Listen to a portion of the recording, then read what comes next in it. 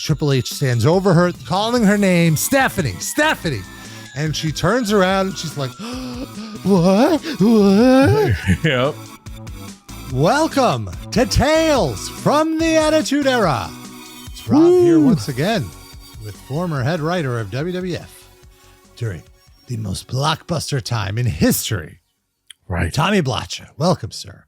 And current Trump administration nominee for the Committee for New Wrestling.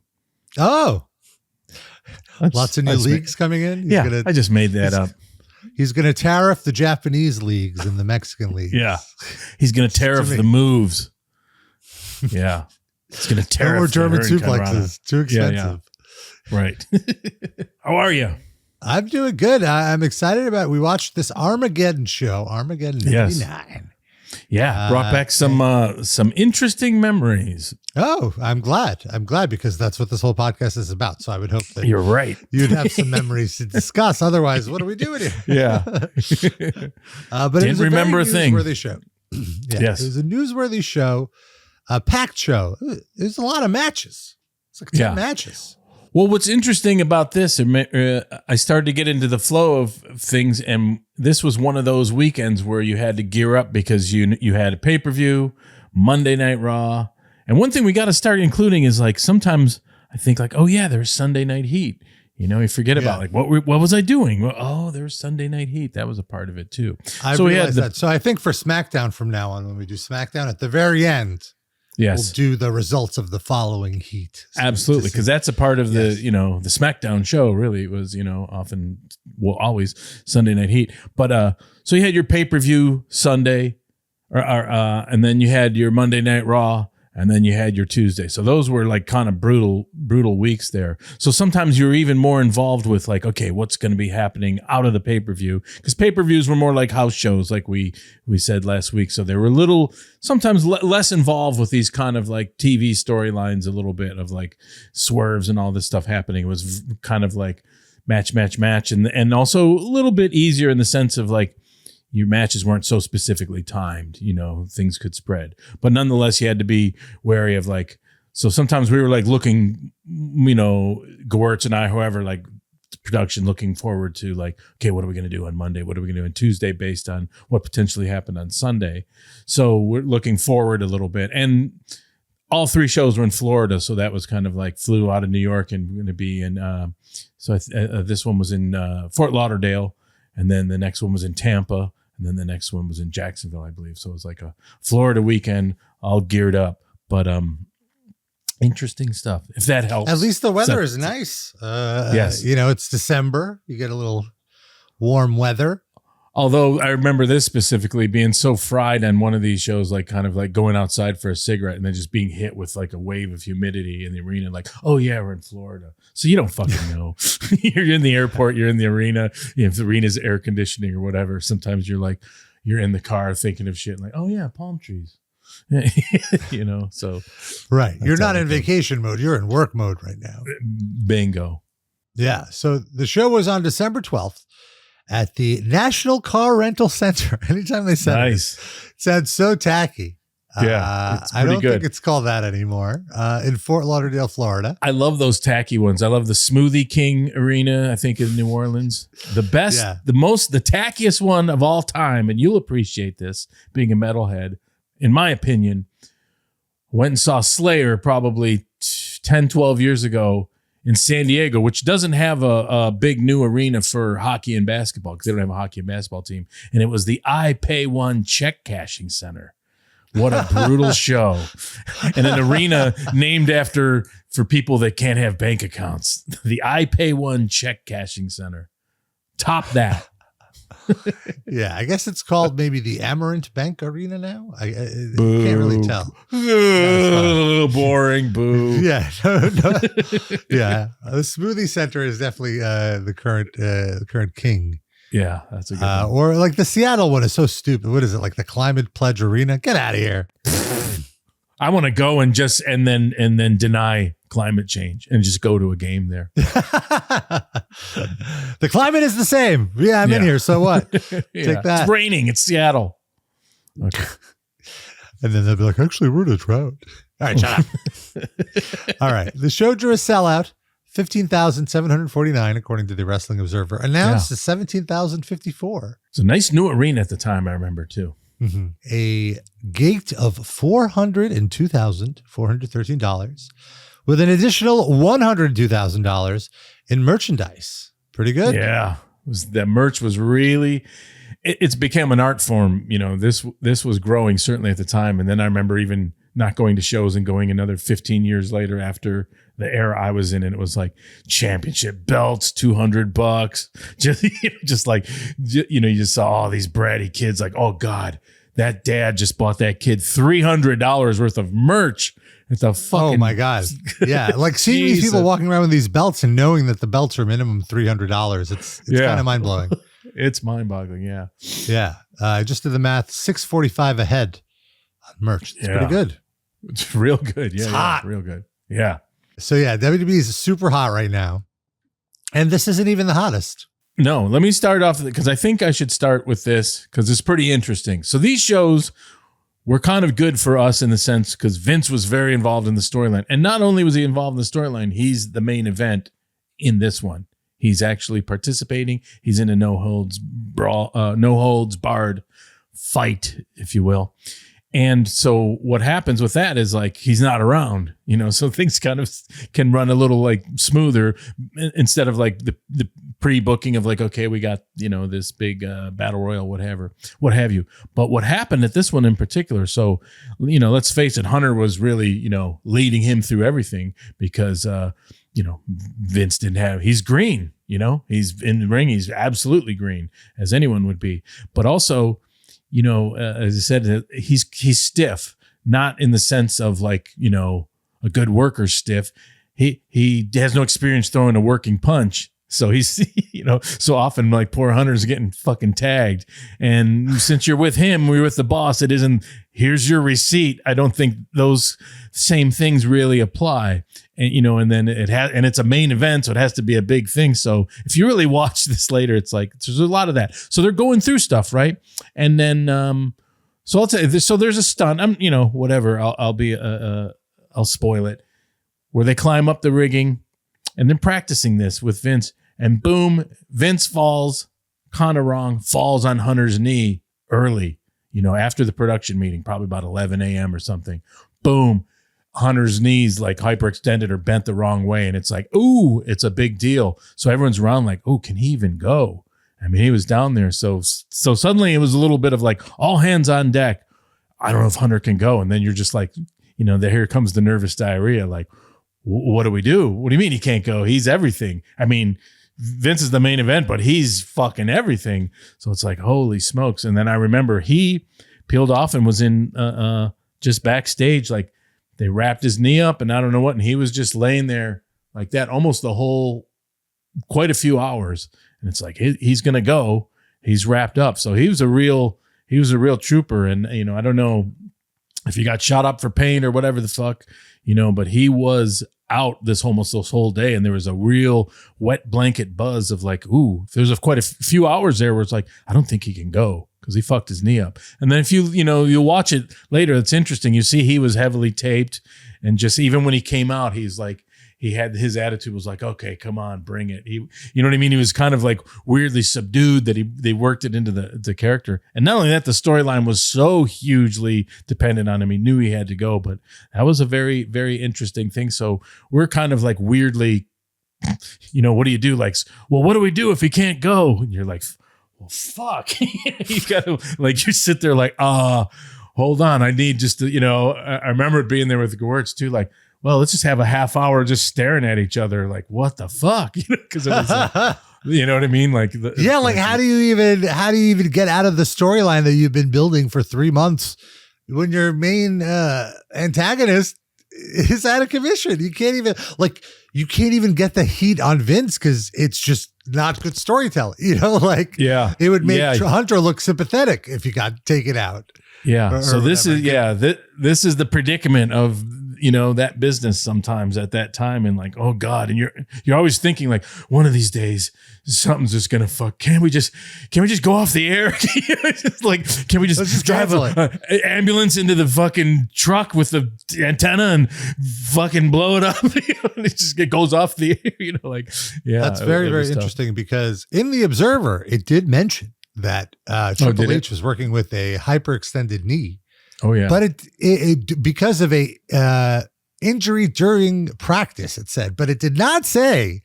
I don't think it got out. I think this is breaking news 25 years later. Sure, that it's because Vince landed on his knee. So as he was falling backwards, Hunter was just on the floor. Oh, they because they both fell, and I can't remember. So no, in the pay-per-view, only Vince falls. So I guess that was the change that they made, because Hunter can't do that. Yeah, that's right. That was a change. They both fell simultaneously, and then Vince fell on top of him. That makes sense. That was a Shane McMahon spot. I completely forgot about that spot in the live show, and in watching it back, I jumped out of my seat like, oh my God. Right. That's a 50, like you said, a 54-year-old man. Yeah. And I will say Hunter earned his paycheck at this show completely. Because then a lot of it too was even working out it wasn't just that he couldn't go, but it was also like, he's leading the whole Vince through the whole thing. You know what I mean? He's not only calling everything, but so that, he's I don't know how much babysitting essentially, Absolutely. So, and it is a little easier in the sense that it's a hardcore match, and there's punching and there's backstage, but you see a couple of those too. And like I said, in fairness to Vince, he doesn't know how to throw a working, who would just, if you're not practicing, throwing a working punch, for those that don't know, meaning a punch that looks good but doesn't really connect, and a couple of those were like, oh, I think so kind of sometimes came out of it. Vince looked pretty good. Like, yeah, I think he just was punching him in the forehead. Poor Hunter, and that was why it looked good. He just punched him in the forehead. We'll get to it for sure. We'll talk all about it.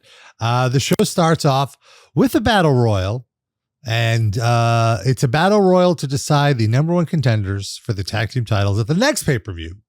Easy. Already one match booked for the next show. Easy. Yeah, sure. Done. And not only that, 10 minutes of entrances. Yeah. I timed it. It was like 9 something. I will say battle royals, I feel like the first 5 minutes of them, it's always tough. Too many people, no one to focus on. It's just, like punching and kicking. It's like, all right. It's one of those things that just hurts for a little bit, but there's no way around it, because it's like entrance, like build up. And especially the even from the old school wrestling cards, a battle royal, my God, all these participants, the humanity. And then like entrance, dude, oh my God, look at them. And then other entrance, oh God, and now who? And then here comes the acolytes. Oh dear Lord. It's just build up. And then there's no way around it. There's an anticlimactic point where like, okay, ring the bell. Ding, ding, ding. Peel off. Gung, gung, gung, gung. You're just kind of like, oh, yeah, you can't. That's what we're doing. You can't. Yeah. It's like every time, and I've seen, even as a little kid seeing battle royals, like, oh God, the ring is packed, back in the day, Andre the Giant, whoever, and then peel off. You're just watching. There goes a guy, and you're like, oh, huh. Yeah, that's what makes the Royal Rumble so incredible, so smart. Yeah, that's the perfect because it could be loaded or down to 2, et cetera, et cetera. Yeah, I totally agree. It starts off with the Dudleys cutting a promo on Edge and Christian. Edge and Christian interrupt Edge selling his bad ankle that he's been out of commission about, and they attack the Dudleys before the match starts. And so they're building up their feud now, which I like. Yeah. And so they're already going at it before all the teams are even in the ring. Headbangers come in. They're cross-dressing. I remember loving this at the time. Great evolution of their characters. In fact, they look a little black metal. I was going to say, yeah, exactly. Yeah. They have they're evolving past the initial like Marilyn Manson knockoff to just looking at what's going on at Hot Topic and like really exaggerating it. Yeah. The Hardys come out and they get a big pop. Like they're getting over. It's very fun to see. The crowd is respecting them and Edge and Christian, I feel, as well. As big of a pop as the Hardys get, the Mean Street Posse get what I would call the anti-pop. Yeah. Like, no reaction. Acolytes get a good reaction, no pain on their chest. Too Cool already getting a great reaction. And all of that is nothing compared to the giant pop that the Godfather gets, eclipsing everyone else's pop. People love the hose. Well, I do want to point out one moment that I just love as director, which just, if anything, no one looks better than Bradshaw and Ron Simmons still being called Farouk at this time. That was just being weaned off. Just the looks on their faces, like, oh, you don't want, just that sour, weird look.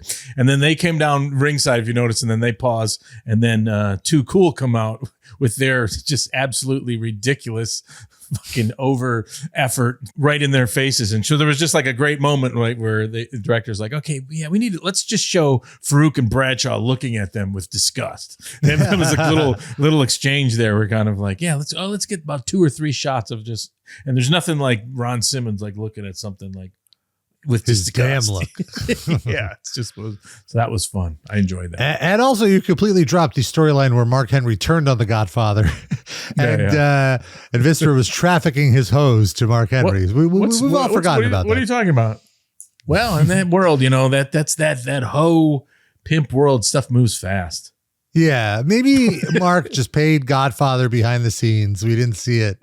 Could be. And they settled their issues. Well, and also, like we said before, and this goes for all kinds of entertainment, sometimes it's you dig a bigger hole by trying to explain your way out of it. Oh, yeah, absolutely. Instead of just saying, fuck it, what's going to happen? Yeah. You're going to piss off 2 or 3 clean finish. No, that wouldn't be a clean finish smart mark. That would be like a resolved storyline smart mark. A resolved storyline smart mark.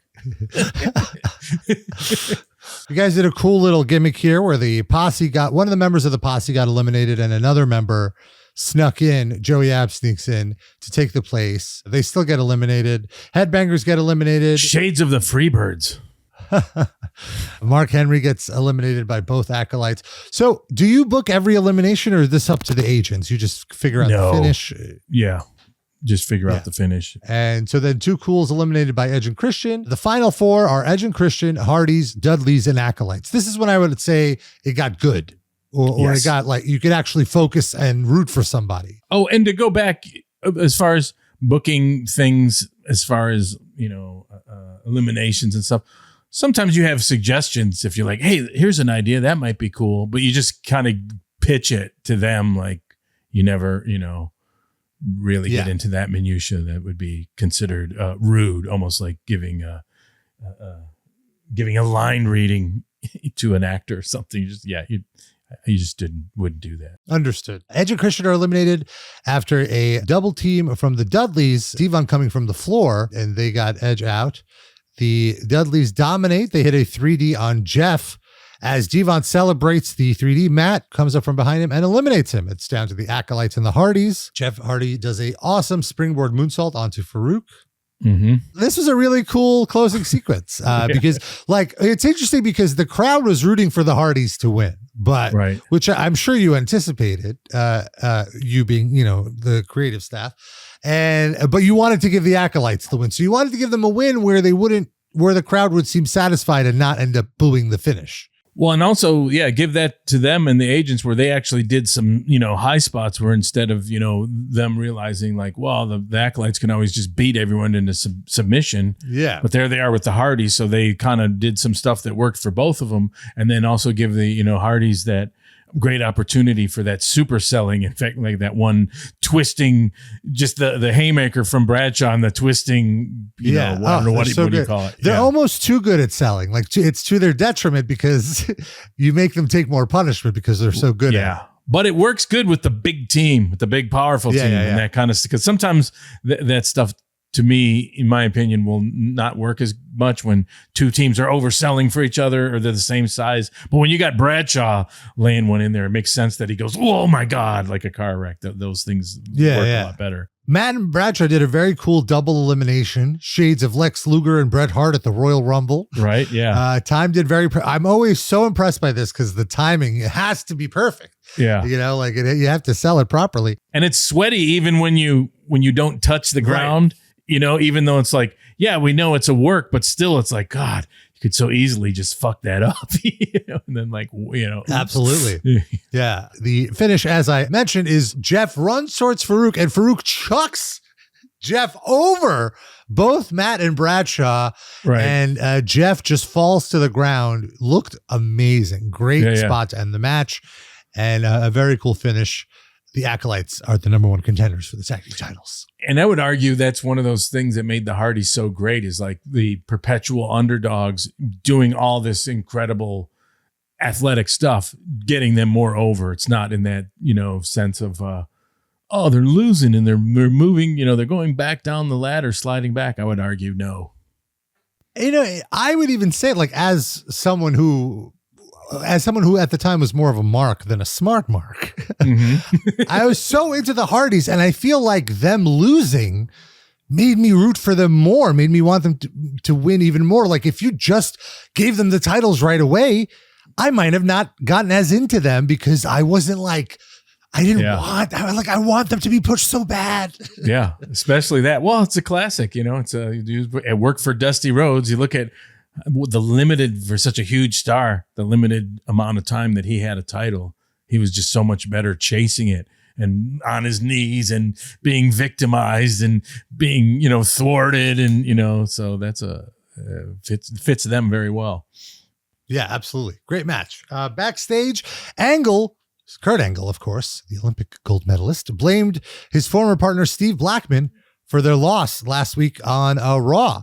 Says he's been getting a funny response from all across America, but thinks here in South Florida, they'll really appreciate an American hero. Yeah. I like that. It's them. It's not him. Yeah. Just as Kurt comes out to the crowd, comes out to kind of a mild response. He gets on the mic, and Blackman interrupts his speech. He doesn't even let him do the speech. This is a fun match. Angle does a beautiful drop kick, and Jim Ross quips, he didn't learn that in the Olympics. Yep. I love these kind of lines from Jim Ross, but he's a little sassy. Right. Like, I love, like when there's like a hardcore spot, and he'll get like incredulous, like, there's someone sitting at home talking about he learned how to fall or something like that. Right. Yeah. I mean, yeah. Yep. Like calling out people that say it's fake, when it's so obviously a physical thing. So it's they have a pure wrestling match. And they're just two preposterous athletes. Yeah. They're preposterous. There's those two. You got a whole fucking roster of fucking athletes, and then those two people look at them and go like, geez, look at those two. It's like crazy. Angle wins with a pretty basic belly-to-belly suplex, and then after the match, Steve Blackman attacks him with the nunchucks. So Angle's push continues, but you save Blackman's heat. And we have really entrenched a fantastic gimmick from Angle, besides everything, and him being the gimmick also, is whenever he wins, crying to the knees and just celebrating like it's the Olympics. Yes. Every time it's just great for him to do that, and to people to boo it, and then him to be confused. It's just growing and working. And it's so satisfying for anyone. It's like from a fucking joke to a comedian, but a booker or whatever, to be like, this is working. It's going to continue working. That's the brass ring for everything. So. Yeah. We see the women getting ready for the evening gown match, and a recap from Heat. This is what I was like, we really need to watch Heat, where Moolah and Mae Young threw Ivory into the kiddie pool. How did it end up that this became a kiddie pool match? Like, it was an evening gown match. Who was like, we need to get a kiddie pool in here. We need to make them wet. The way those things go, I can't specifically remember, but sometimes, you sometimes show up and you have a whole crew and you don't exactly know till you get there, kind of like, oh, there's a fucking helicopter and there's fucking tanks, because that was kind of what was wonderful about the WWF at the time, is they had different crews in the graphics department. And another shout out to the beginning of this pay-per-view. What a fucking great video opening. Remember those weird, so those things we didn't like write or plan that stuff out. That was the studio doing that. And we were like, oh, that's fucking great. Look how weird that is. And then you kind of show up and like, oh, it's Armageddon. So there's going to be an Armageddon motif. Yeah. Okay. And then, you might have some lines or something, but usually doesn't mean anything. Then you kind of show up and like, oh, I guess someone with their budget knew someone in Florida and got a fucking tank and a fucking helicopter and shit. So it's like, oh, fuck. Oh, I guess they'll fight around that. That's cool. So everyone kind of descends and like, oh, that'll be good for the match. And, the crew's got a room like, oh, we're going to put my camera. So I can imagine someone being like, whatever, we can set up a pool or something. Maybe someone side suggested it to Vince and like, yeah, get a pool. And then you could be walking down the hallway and then someone is to be like, what's the thing for the pool? Pool? What pool? It's a pool? Oh, does Vince know? Oh, it's his idea. Okay, there's a pool. That's how shit worked a lot. I can't remember, but I think it was probably morning of. Set up a pool. Right. And you're not going to go up to Vince and be like, hey, this might be a little demeaning to the women. Go fuck them. Well, and also, even beyond that, they're all game. Everyone's game. That was a big thing about, and then, look at all the participants. And that's part of the ethos of that. Like, okay, you got it. That's it. So, and I can imagine too, it's like, who knows, Sergeant Slaughter, the fucking Vince. What if they're in a pool? Yeah, make it a pool. It's a pool. That's how things work sometimes. Yeah. You're trying to get BB over. Michael Cole is interviewing her backstage as she's getting ready. Oh, Michael Cole. I thought you said my Uncle Cole was visiting. Like, my Uncle Cole. My Uncle Cole was. Uncle Cole was with Michael Cole. Are you having an aneurysm?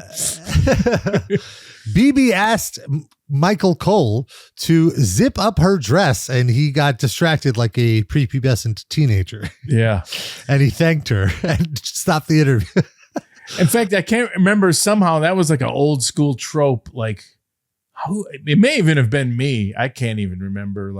Oh, what if they're in front of that's old school TV trope? Oh, yes. It was actually in a Seinfeld too, where they have the silhouette. Yeah, the silhouette, and they could be getting dressed behind that, and Cole can be all nervous, or Lawler, or whatever, and just one of those things, like a little added flavor went in there. Yeah, let's do that. So yeah, Lawler could do his. Yeah. Yeah. I love that this is the moment that you cut to Greg Norman at ringside. I bet he's going to really enjoy the action in this next match. That's one of the things I love about just wrestling at that era. Like, it's growing, cross promotion. Somehow someone in the office, Greg Norman's kids love wrestling. Give him free tickets just in exchange for, and him. He just looked like he could give it. He's talking to his kid like, okay, here's the part where you wave, huh? To the camera. Yeah, who's this guy? Hi. And then it's one of those things like, who's that? Oh, he's got his own fucking plane. Oh, he does. He was a huge deal. Like, what a fucking moneymaker that guy was. Just even outside of golf, he had golf clothes and stuff. So I remember, I think I remember Shane or someone talking to him about that. That was like, which is part of wrestling, making money, private plane. Oh, who's this fucking guy? He's got he turned golf into a $1 billion empire. Oh, we like him. Moolah may come out, and anytime I hear that piano of Moolah's entrance now, I just pop. I'm like, yes, we're in for a treat. Yeah. It was such an odd thing too, that weird pool where it was set up by a fucking old Vietnam era helicopter, and they're coming down on a weird little ramp, and then that piano, and then they're in evening gowns. It's like, this is a fucking mess, but I fucking loved it. Just like, oh, it's Armageddon. I guess we'll talk about the set in a second, because I did notice it as well. I thought it was really nice, and it pretty relatively low budget until you consider, well, they also had to rent a bunch of tanks. Other than the tanks, it was just scaffolding and like just some curtains, and that netting, that kind of camouflage gimmick, right. So material. Just some curtains, really. But I don't mean, I'm not saying it to demean it. I'm saying they made the most out of what limited resources they had. I'm sure even the tanks, they probably got donated from a local armory or whatever. Who knows? It could be. It could have been. Who knows? It's Florida. Florida's so fucking weird too. Like, I know a guy. He's got got 200 they called acres up over Steve Kern, who knew some vets. Yeah. Steve Kern. Yeah, that's I guess he was doing developmental at the time, right? So, well, no, he wasn't really around then. Do you know about Steve Kern's father? Speaking of the military, Yes, yeah. Well, that's why I brought it up because right. they did a Vice episode about it. Unbelievable. For those that don't know, Steve Kern's father, the only man to be a POW in 2 different wars. He's a pilot shot down in World War II and Vietnam. I believe. Yeah. Crazy. Twice he got... And there was a point that he thought that his dad was dead for like a good 2 years. And then they were like, nope, he's fine. We found him. Unbelievable. Yeah. To sidetrack. But the best part of the story, I know we're sidetracking. You really got to watch the Dark Side of the Ring it might be a Tales from the Territories this was. But the best part of the story is they turned it into a fucking angle. There was a heel who did the Trump thing of like, your dad got captured. How great of a hero could he be? Yeah. Which when I saw that, my mind was blown. Like I can only imagine in like 1970s fucking South Florida, the amount of heat that got. Absolutely. I'm mad about it now. Fuck. All right. Back to the show. The evening game matches in the pool. Back to some serious evening. Okay. Enough with the war hero. Back to business. 2 old ladies are in a pool in evening gowns next to a helicopter. So Kitty comes out, then Jacqueline comes out, and Kitty throws Jacqueline into the pool before the match starts. I have to say the pool looks really cold. It looks really cold in there. Yeah, I imagine. You could tell like they're all like stiffened up once they get it. Like they're not comfortable in the pool. Ivory tries to dunk BB and drown her. This almost feels like a hazing ritual from the themore senior women with the freshman woman. What? I don't mean senior as like an age thing. Like I mean like a high school, senior in high school. Well, I don't know what kind of conspiracy theories you're coming up with. I call it athletic competition. JR jokes that BB is kind of buoyant, which I thought was a great line. Ivory almost pulls her bra off, but Ivory gets I'm sorry, I have to cut you off. I do like you desperately trying to like call this whole thing. Nothing you're saying matters. It's like they're and then there was a moment. Hold on. There was a serious moment in the match. There's a serious move. It's so funny because like I watched this like 2 days ago now, so I don't really have any memory of the match. I just have the match going off the notes. Even the match, the word match is suing us for. So more like it looked like Ivory was just about to get BB's bra off, right? A little, and then someone attacks her from behind, and the crowd boos like, "No, you bastards!" Yeah. So eventually, Kitty wins the match with a roll up. One of the worst roll ups, or no, it wasn't a roll up. She won by stripping. Who cares? But then here's the big moment. Was it a roll up? Hold on. Can't do a small package in a pool, can you? She just ripped Ivory's dress off. I remember there was a little hub. It took a little while. I feel like Ivory even like helped her, like here, just get it off me. So Kitty goes, I know you all came to see me get naked, but I just want you to know they made me wear underwear. Buh. She's wearing a barely opaque white bra and panties. Like you basically can see everything. She dips into the pool and now it's virtually completely transparent. Pay-per-view. Totally see-through. It's pay-per-view.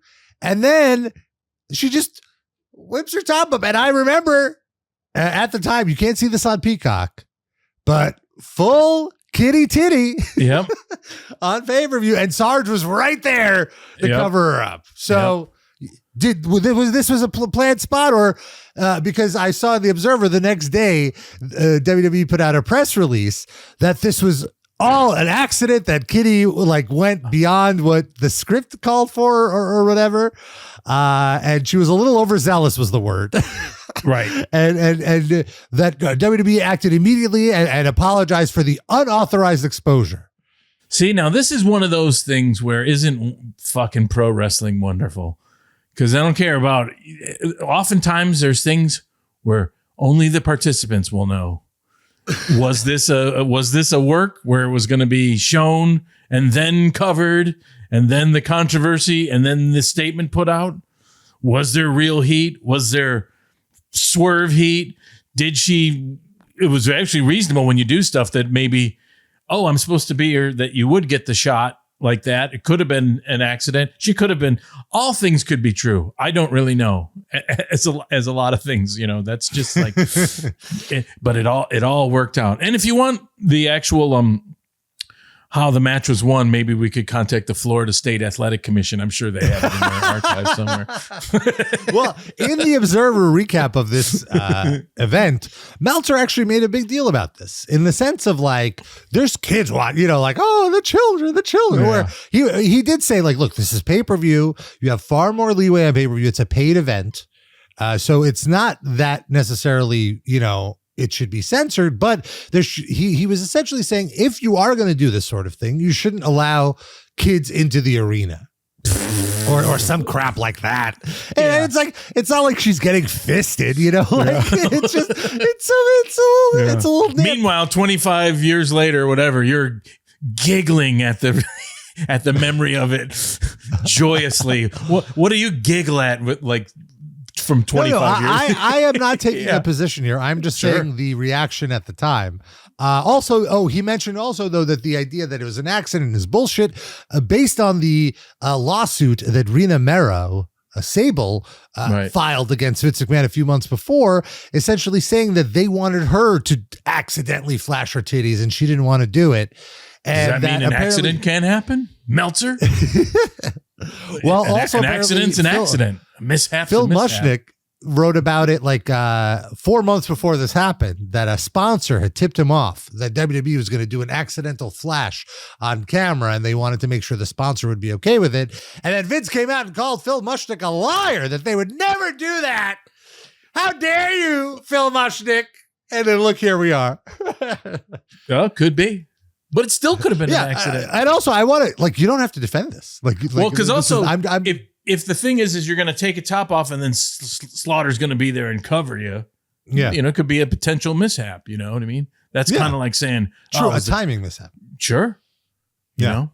Well, it's a memory that we still talk about to this day. Sure.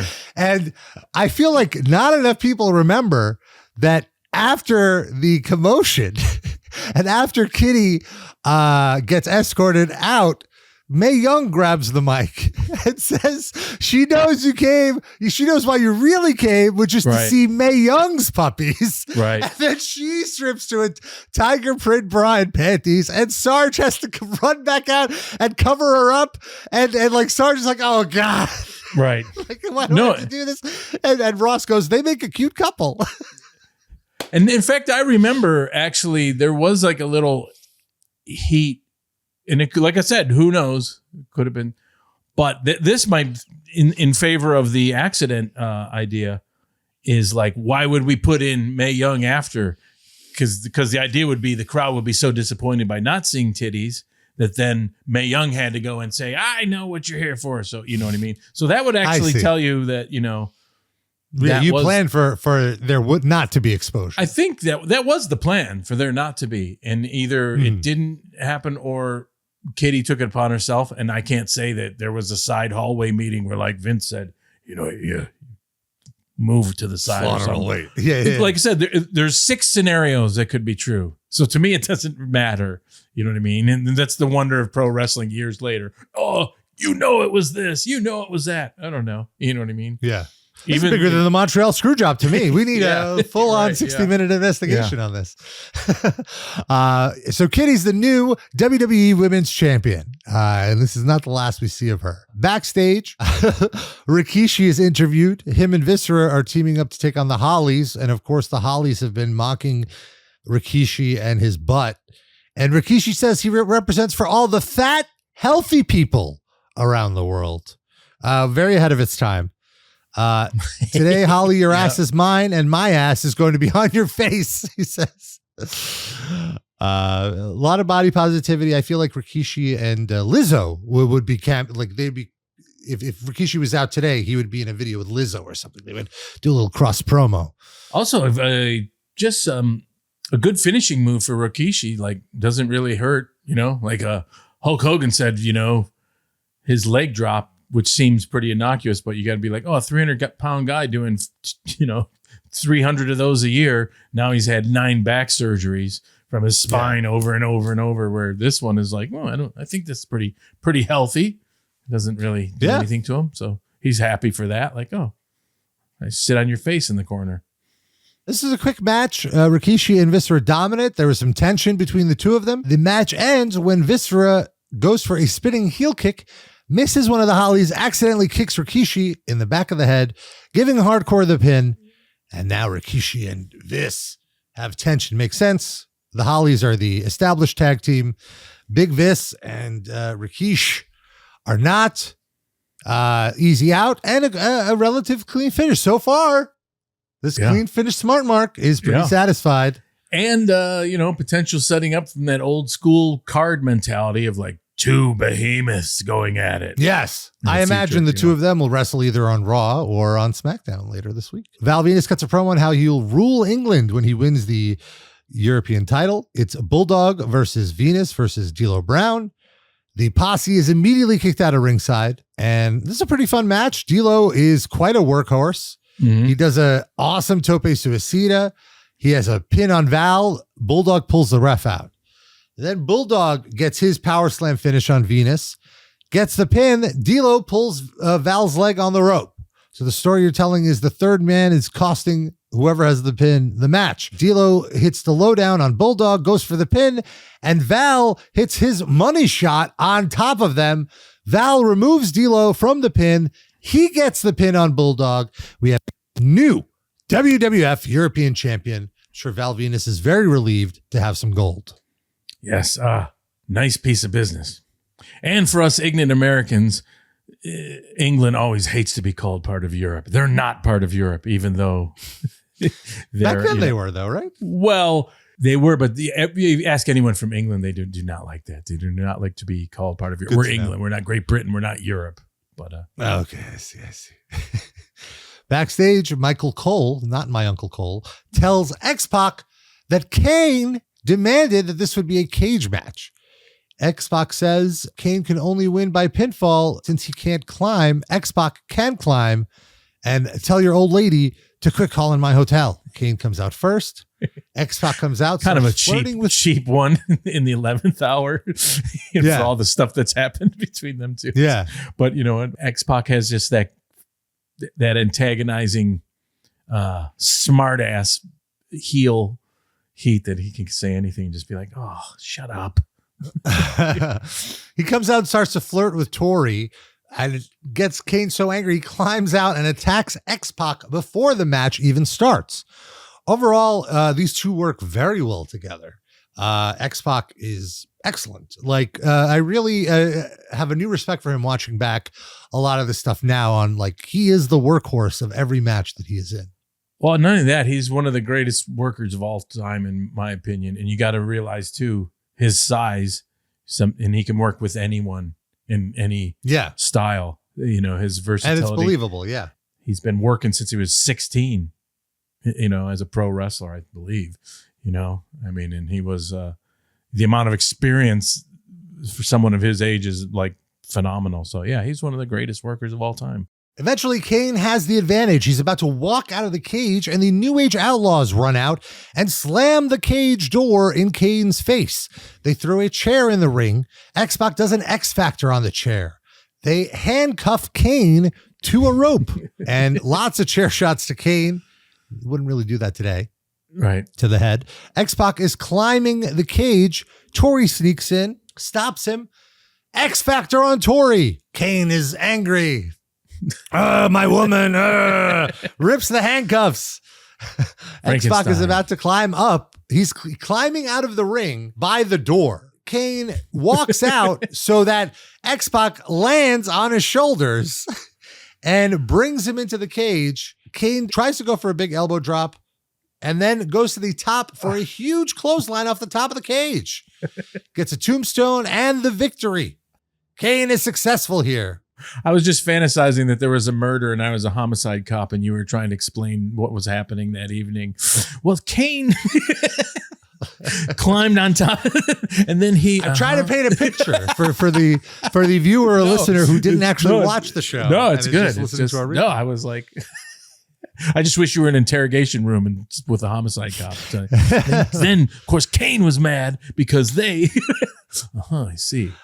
This might have been the best match of the show, I thought. This was very good. And so again, a relative clean finish. I think a run in from the Outlaws was fine. It makes sense. Nothing illogical here. Yeah. And Kane deserved the victory here. Much like Test, he's been fucked with for so many weeks that he needs his heat back. And X-Pac doesn't lose anything by losing.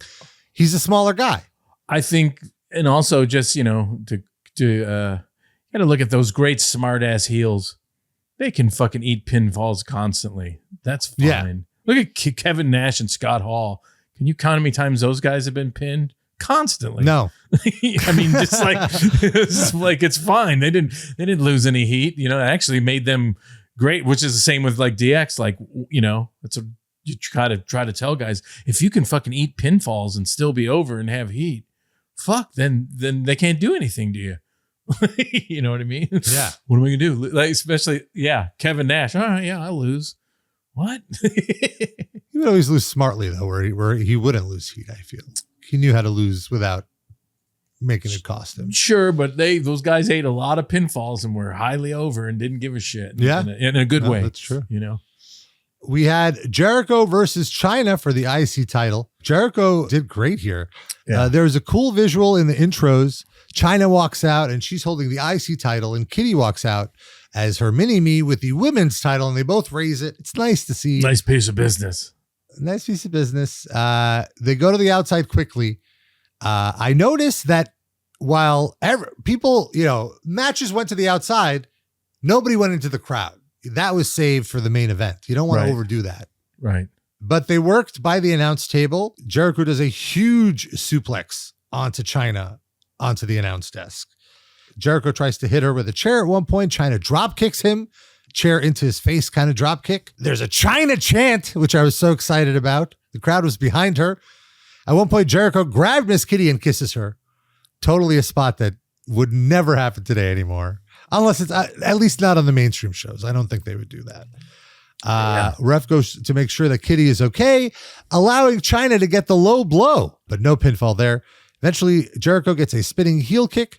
China is trapped in the ropes like the old Andre the Giant spot. Yeah. And then Jericho goes after her thumb. He drop kicks her thumb.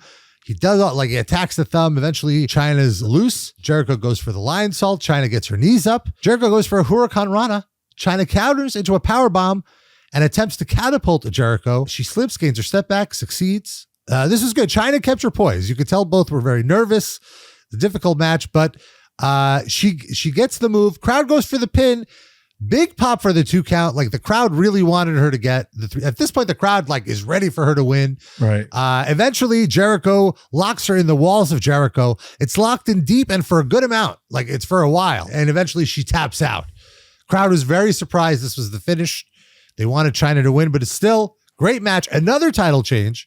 And a very fun finish. Clearly satisfied, clean finish, smart mark. That could it be that there was that is the cleanest of clean. A tap out victory. Yeah. There could be no dispute it was a great match. In fact, something that just flew by. A most preposterous drop kick to a thumb. Yes. Jim Rosso even went I've never seen that before. A drop kick to a thumb. Yeah. Pretty amazing. Jericho's interviewed backstage. He says, finally, honor has been restored to the title. China approaches him and he's getting ready to hurt her, ready to attack. And she says, today you were the better wrestler. Last month I was the better wrestler. Today you were the better wrestler. And so she shook his hand and there was a nice little moment of sportsmanship between the two. And just a beaming clean finish smart mark in the fat home. Look at me. Then we get the tag title match. It's the New Age Outlaws against the Rock and Sock Connection. As great a pop as Mick Foley got, the pop for the Rock was just absolutely bad shit. Pop for the Rock. Yep. Insane. Jim Ross says 17,054 fans on their feet in the sold out National Car Rental Center. Yep. And he's not exaggerating. I guess the 17,000 includes the 2,000 ushers and attendants and all those other people working that were also on their feet. Just human beings. They were in attendance. They were literally in attendance. Oh, don't tell me you're a accurate attendance smart mark. Next thing you'll be wanting accurate height and weight. Oh, when will it stop? So the New Age Outlaws come out, and there's such a loud Rocky chant that they don't even finish their, ladies and gentlemen, they don't even do it. They're like, whatever, let's go. They don't even want to. Foley starts the match. They go back and forth. And Foley's got his weird powder blue shirt on too. I noticed that. It was odd. Yeah. Instead of that white. The new thing he's trying out. Yeah. It's just so funny what the amalgamation of just how organically his characters come about that you can't really contrive or make up. It's like, well, he's mankind, which is this from the depths of hell sort of weird thing. But then he's just Mick Foley, but he's corporate Mick. So he dresses like this, but he's got that shirt. That's a holdover from this. It's just such a mess, but you don't fucking care. It just comes out there when, like to explain to someone who just, tuned in, like, what's this guy about? Well, you'd have to, people would be like, what? So it's kind of incredible. Back and forth. Eventually, Rock and Billy Gunn are outside fighting. In the ring, Mankind gets Sacco on Road Dogg, and who comes to run down but Al Snow, smashing head into Mick Foley. Then I think, damn it! This clean finish smart mark is not happy. Goes for the pin. Rock pulls out the ref. The match is not over yet. Al Snow attacks the Rock, and then they're fighting by the entrance. In the ring, the Outlaws grab a ring bell. While the ref is distracted, smash Mankind with the bell. And I'm thinking, damn it! But no, it's another false finish. Mankind kicks out at 2, and now the crowd is like really into it. A pile driver, pin, another 2 count. You can't stop Mick Foley. This is great. This is how you get someone over with losing. Right. Rock is back. He's done beating up Al Snow. He's in the corner. He gets the hot tag, explodes on the Outlaws. Eventually, Rock gets the rock bottom on Billy Gunn. He almost gets the 3 count, but at this point, Al Snow is done hiding. He just runs in and costs Rock and Sock the title. They win the match, but by DQ, so the titles don't change. This is 100% the opposite of a clean finish, but it's very logical in terms of the storyline you're telling. You're obviously not going to take the titles off the Outlaws. It'd be too hard to give the titles to Rock and Sock, I assume, because then you'd have to figure out a way for Mick Foley to take a pinfall, which you've already done a month ago. You could do all that. Yeah. But just remember, the clean finish smart mark is bloated and satiated from the previous meal. Absolutely. And look, you were very, that's what, like, I didn't mind this because as we've been discussing, every finish on the show up until this point was a clean finish. So I'm okay with like 1 or 2. It's when like 5. No, you're right. Yeah. When you smell, they couldn't really work things out, so they just compromise continuously. Yeah. Like this is honestly like my least favorite kind of. This is a total bullshit finish, I will say. Like like you said, like you couldn't get out of it, so whatever, just a DQ after a great 20-minute match. Right. But you did give a very entertaining match. We did get that. And this within the storyline, it makes sense that Al Snow doesn't want them to be the tag team champ. Like he's so jealous of this friendship that the last thing he wants is for them to win the title. So he would pull something like this. And this is really the feud. It wasn't like Foley and The Rock are feuding with Al Snow. They're not feuding with the Outlaws. Plus, you already have that title match for the Acolytes next month. And and it makes more sense. It's not the main event either, Yeah. So now, speaking of here's the thing, though. I will say that after this, I feel like the crowd was tired. Sure. They shot their wad on The Rock so much. Like the star power of The Rock was so overpowering that it felt like that was a peak and then like for the next match. Yeah. Well, that's something that happens. That's hard to calculate because, it really is like balls to the wall, pedal to the metal, many matches as possible. You never can.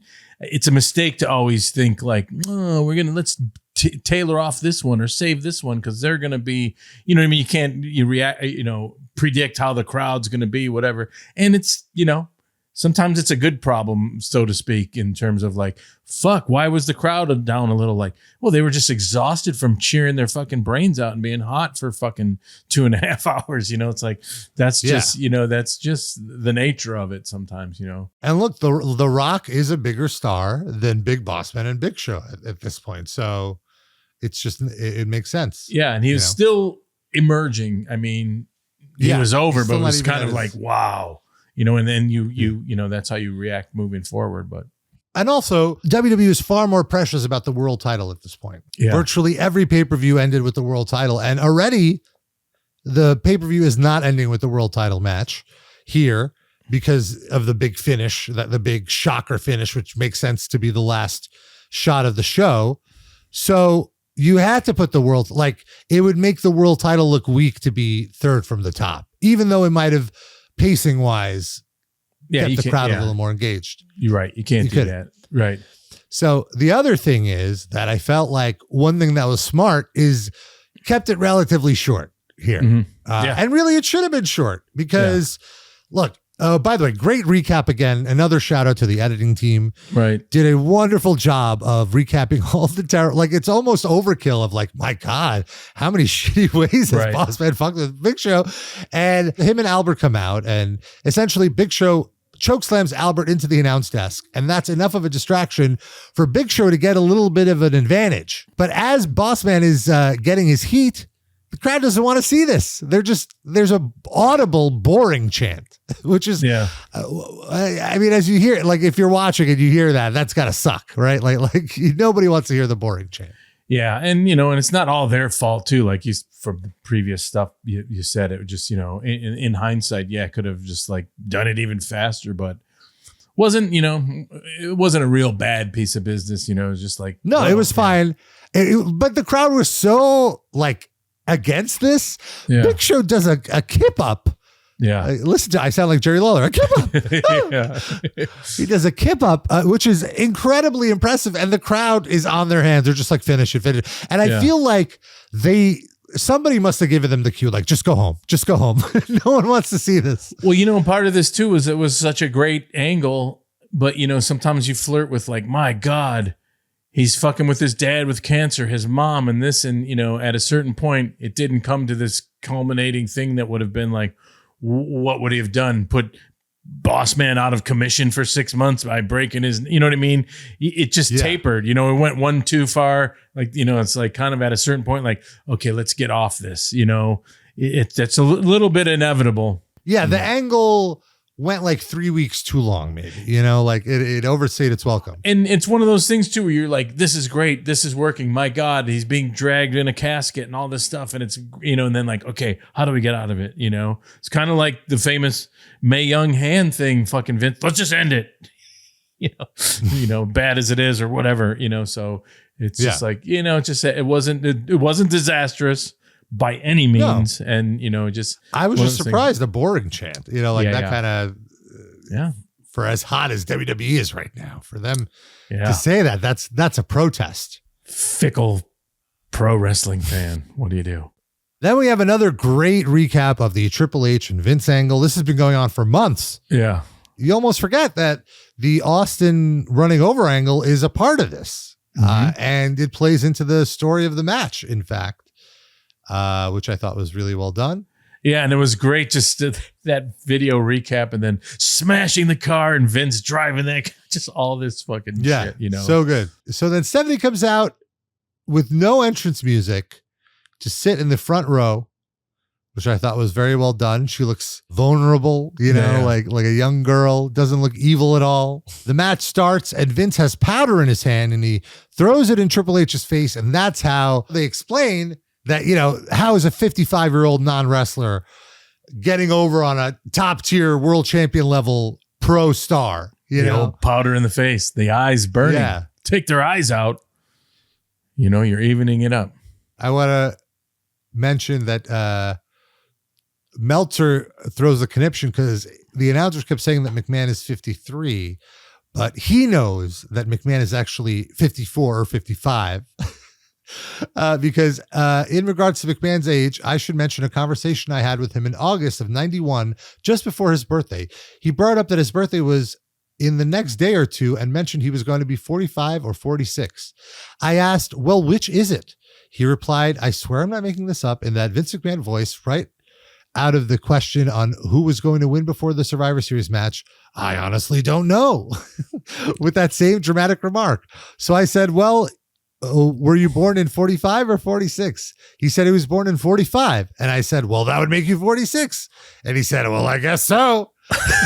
So anyway, he's 54. Yeah. That's how Meltzer concludes.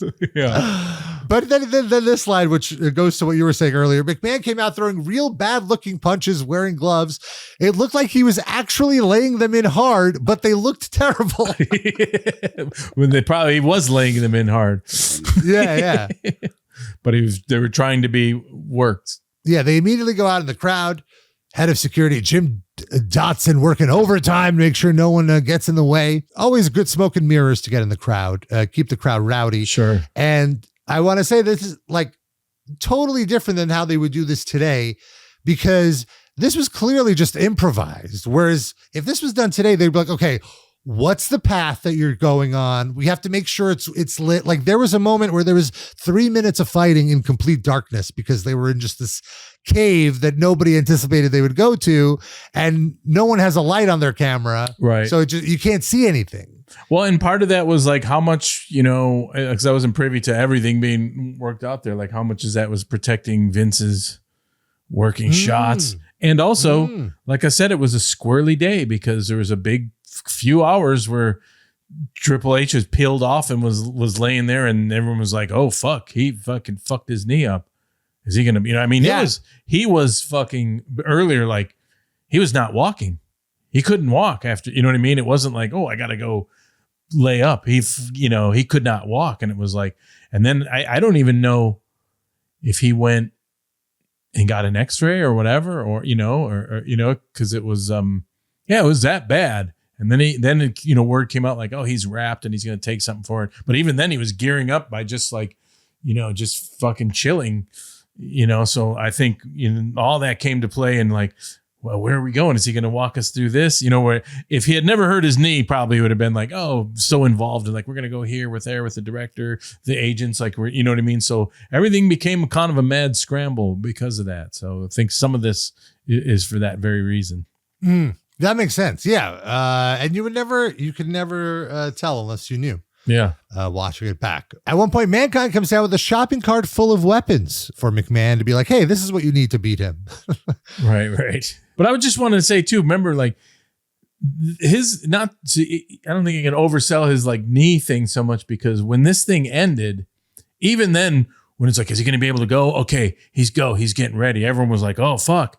And his knee was wrapped. And when, you wouldn't know, but his persona when he came out was very slow, and then he got in the corner and he's like pissed off like that. And it's like, so when this thing ended, everyone was like, oh, you pulled it off. And everyone was like, wow, he fucking really was able to fucking go when he was really hurt. That was like the big overriding thing, as opposed to like, wow, what a great paper. It's like, whoo. Yeah. That was a big, we got big out of that deal. one. Yeah. It was a big deal. Eventually, Triple H takes control. Lawler Cripps, I knew McMahon wouldn't know his way around a shopping cart. They fight to the stage. They end up backstage. Triple H is just destroying Vince at this point. Goads him to go outside. We're now outside of the arena, and a car pulls up and tries to run over Vince. Vince jumps out of the way. This is crazy. Yeah. Was this shot live? No. Okay, this was pre-shot. Okay, when was the shot? Was the shot the night before, or no? I can't remember. Oh, you know what? It had to have been a night at some point, right? There was a night. Let me take that back. God damn it, I can't remember. I have to like look at Sunday Night Heat and remember what I did that. I don't remember. I have to write that down. I'll find out. Sounds good. They're back on the stage, and now they're fighting around the military equipment. And this is when I really start paying attention to the set. Yeah. In the sense of like, oh, this is a really well made up set. It's pretty simple. It's just some scaffolding dressed up with army fatigues and stuff like that. But that's what the crew at that time was so good Huey at. helicopter. Yeah, and the helicopters, of course. Well, like if you see nowadays, people are like, man, I really miss when WWE had unique sets for every pay-per-view. Yeah. And they always point to this era. And I was always like, the sets looked pretty tacky in that era. But now that I'm watching it back, I see the charm of it. It really does make it look like its own contained thing. Yeah, well, and each, even the graphics in the crews, I remember just certain, the motifs. I can't remember which one, if it was an Armageddon or something. There was like a horror motif, and there were all these kind of like gruesome graphics. You know what I mean? So, and that was something that they had a lot of like leeway to do what they wanted to do for things like that. And it's like, Armageddon, and next year was like, it's all atomic explosions, and just like. Graphics were great, and they were allowed this motif. Yeah, things get a little too slick. Sometimes when they went to the gray padding, remember, and they had the cameras in the actual ring posts and things. It was like, I didn't like that. Yeah, I didn't like when they had those video screens on the turnbuckles and all that. It's too much. Yeah. It's like a little too slick. Yeah, this was a little grimy and yeah.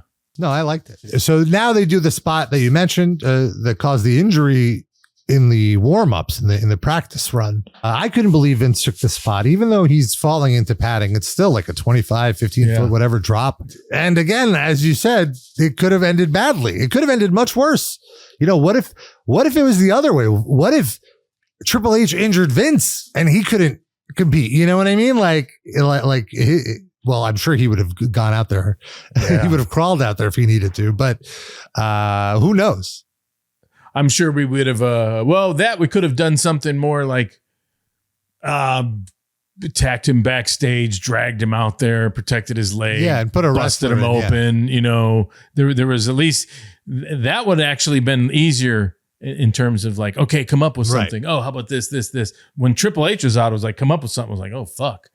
What are you going to send X-Pac in his spot, or what could you do? Yeah, what's Shawn Michaels doing? Fly him out of here. No, he's too drugged up. Sorry, can't. And so the end of the match, Triple H starts taunting Stephanie, saying like, how does it feel to see your daddy get beat up? And don't worry, after tonight you won't be asking who's your daddy because he's right here. Boo. Eventually, Triple H stands over Vince with a pipe. He decides not to go for the pipe. Instead, he grabs a sledgehammer, which, by the way, he brought out at the beginning of the match. I forgot to mention. During his entrance, he brings out the sledgehammer, establishing this as his weapon of choice. That pipe business, that was a little dicey because you remember, it's like, it's someone who's green, who's nuts, working that pipe, and I can imagine Triple H and his hobbled knee, like, oh fuck, Yeah. That was really, usually when someone swings a pipe and they're competent or something, like, yeah, okay, this is going to be fine. But when it was in Vince's hands, you're kind of like, ooh, what's going to happen? It was dicey. Yeah. So exciting. He swings with the sledgehammer and Vince low blows Triple H. Then Vince grabs the pipe. He's about to hit Hunter. And then he decides, no, you know what? I'm going to use the sledgehammer. As he's about to hit Hunter, Stephanie runs in, stops her dad, says, no, Dad, I want to hit him. and he's like, oh yeah. Sort of a derisive impersonation there, but go on. She's about to swing, but she second guesses herself. She's too pure. She can't. Yeah. She turns around to tell her dad, and as she does, Hunter grabs the sledgehammer away from her, and then in perfectly timed moment, he goes to swing like he's about to hit Stephanie with the sledgehammer. Vince moves her out of the way, eats the sledgehammer blow to the stomach. Triple H does kind of this upward swing of the sledgehammer, and it's clear he's nowhere near Vince's face, but believable enough where it's like, oh wow, he hit Vince in the face with the sledgehammer, so to speak, and he gets the pinfall. That's it. He wins the match. It's over. Stephanie's so distraught. She goes to check on her dad. Triple H stands over her. There's a really great shot from the point of view of like the ring looking up. Right. And it looks like he's about to hit her and he's calling her name, Stephanie. And she turns around and she's like, what? And then all of a sudden, the devious smile. Yep. They embrace. She was in on it. It was all a ruse. Yep. She rused us. She rused poor Herb Test. Yes. Well, I think wasn't it a gut shot with wasn't it sledgehammer to the face? Wasn't it in the? He first does it in the gut. Okay. And then he does the swing up. Well, just to add to that, and this was what was great is because you're working towards this. You kind of knew the whole pay-per-view, no matter if the whole thing was fucking garbage, that you had the moment where a fucking bleeding, gigged Vince McMahon would be like laying there, and then his daughter had the devious facial practice and the hug. That pay-per-view could have been shit, and that moment still would have been like, oh my God, the pay-per-view where, you know what I mean? Where she actually is with Triple H and Vince is fucking bleeding, you know? Like for some reason in my head, I remember the way it happened was that she hit Vince with the sledgehammer. You know what I mean? Like she did like the old turn, but I feel like this was more effective. Oh yeah. And I still remember watching it at the time, and it didn't quite hit me that Stephanie was in on it. I wasn't like waiting for it because in the Observer, it seems like, oh, this was like expected.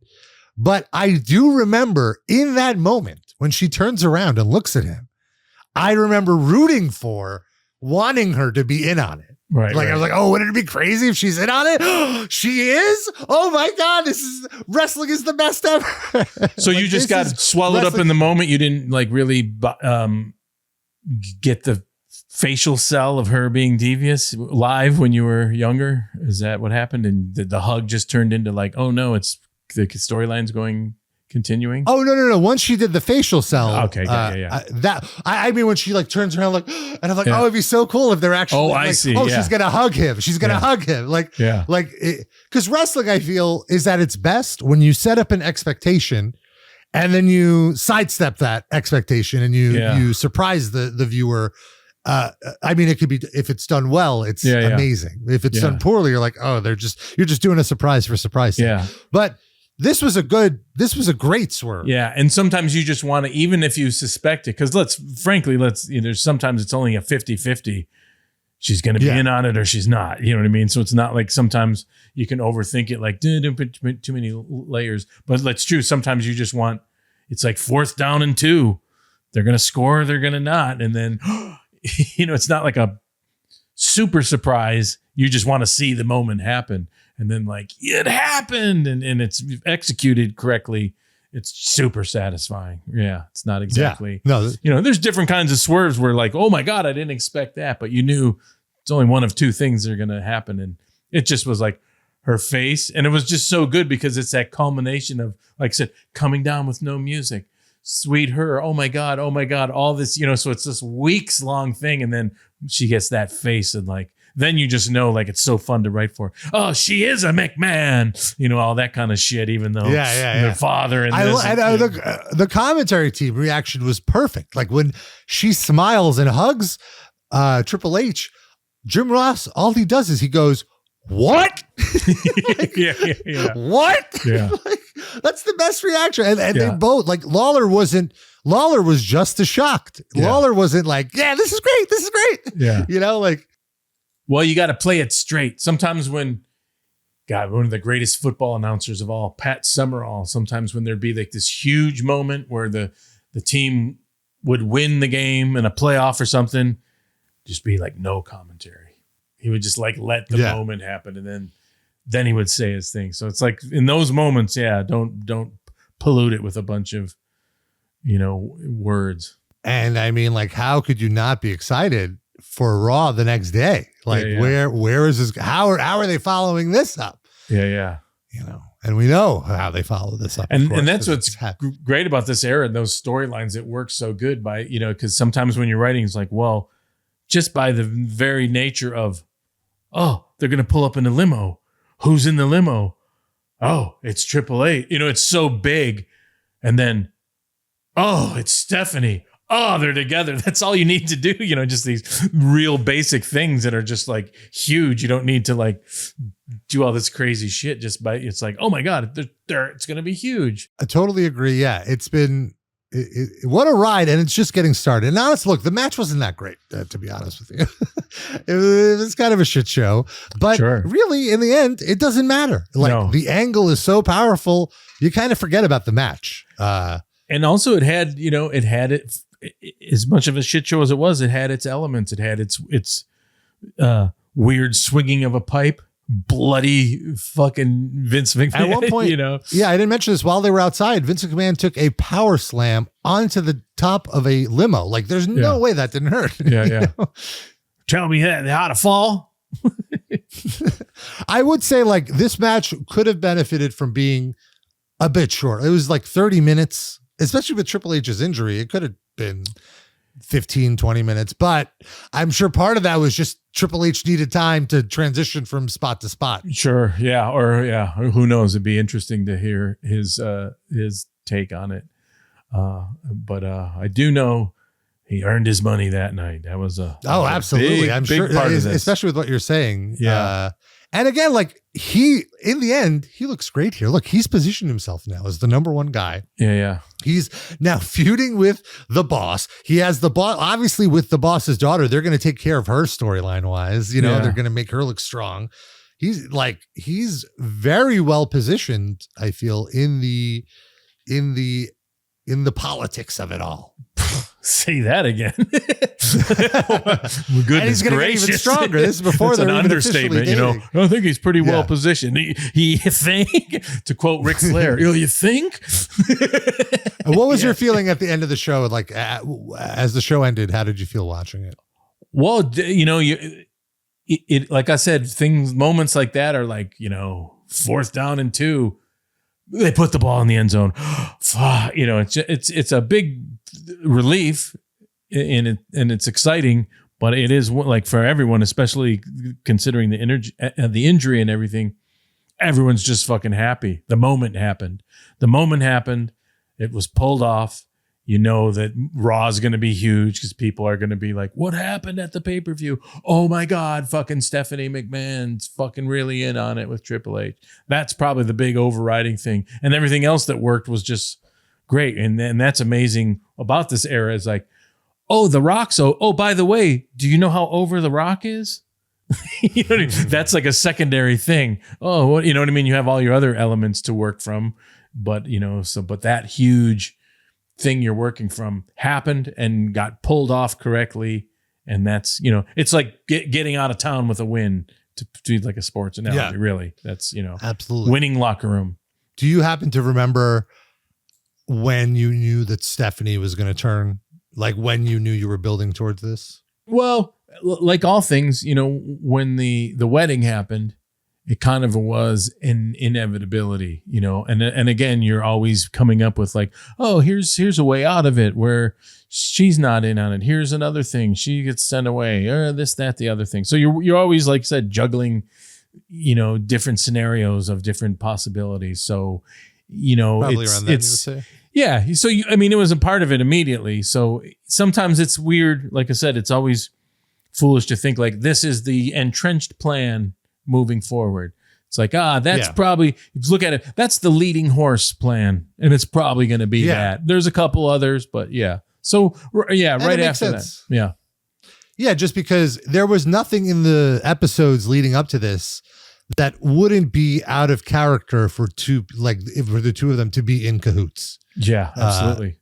Because she didn't do any, like with the annulment, we joke like, why isn't this wedding annulled if one person is not into it? Like, how could they have even signed the blah, blah, blah. It's because the answer is she's in on it. Right. Everyone was looking the other way.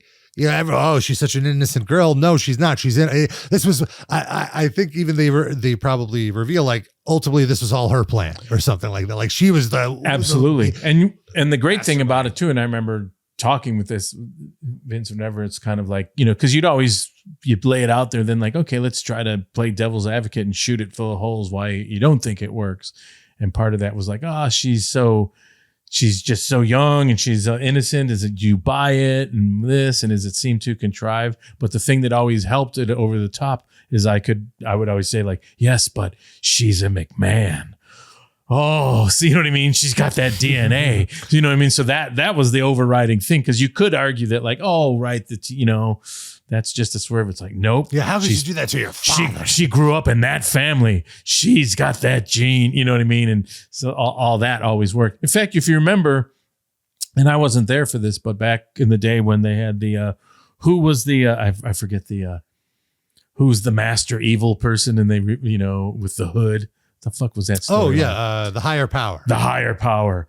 That talking to people I know, that was something like, oh, who should be the higher power? It was almost like they painted themselves into a little corner, like the who hit Austin.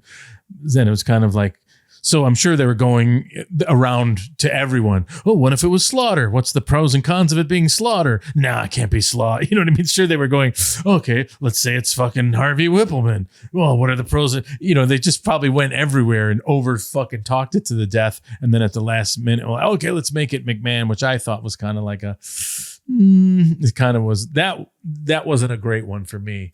Personally, like, it's McMahon. Agreed. I thought like a cop out. Yeah, like a little bit like, what do we do? I thought it should have been Shane. That was my that would have been cool. Fun. Yeah. And then later it could have been Vince could have even made up with him by being like, I thought disowned you as a son, but once I saw how devious you were, you are my son. There's all kinds of fun shit like that, which kind of like I brought up about this too. That was like a thing too, like, this is how you could get back together, to be like, she's so shitty. She's so devious. She fucked you over so bad. She is my daughter. She's got the stuff that, it takes to be a fucking, devious, psychopathic fucking promoter, et cetera, et cetera. So it was fun coming out of this because you feel like, oh, you got so much to work with and a direction. And that's always so much better than like, okay, sometimes when storylines like come to their ending or blow up, it's like, okay, restart, that's a little more difficult. This has, Monday can be sifting through the ashes of the pay-per-view and picking up your storylines and running with them, so to speak. Good piece of business. Fun show. Awesome. Well, I'm very excited. I'm excited to keep going, and I'm excited to see where things head. Things are just heating up. I'm like ready for this Royal Rumble now. Yeah. Like, I'm so excited to get to that. And I feel like these next few weeks are going to be really fun. I remember really enjoying the McMahon Helmsley era. Yes. Having their pictures on the walls and everything. Yeah. It's going to be very fun. So and I hope you come along on the ride with us. I'm happy to have memories of you as a young, bloated, clean finished smart mark, totally satiated, just like he had a Thanksgiving meal of clean finishes. Yeah. Yes. Right. So we hope you tune in. Please send us your questions, tftattitudeera@gmail.com. So follow us on social media, TFT Attitude Era on Instagram, on Twitter, on TikTok. I think, we're just covering things so good. I don't think there is any questions. Just been covering it all so good. Well, then, we'll catch you next time on Tales from the Attitude Era.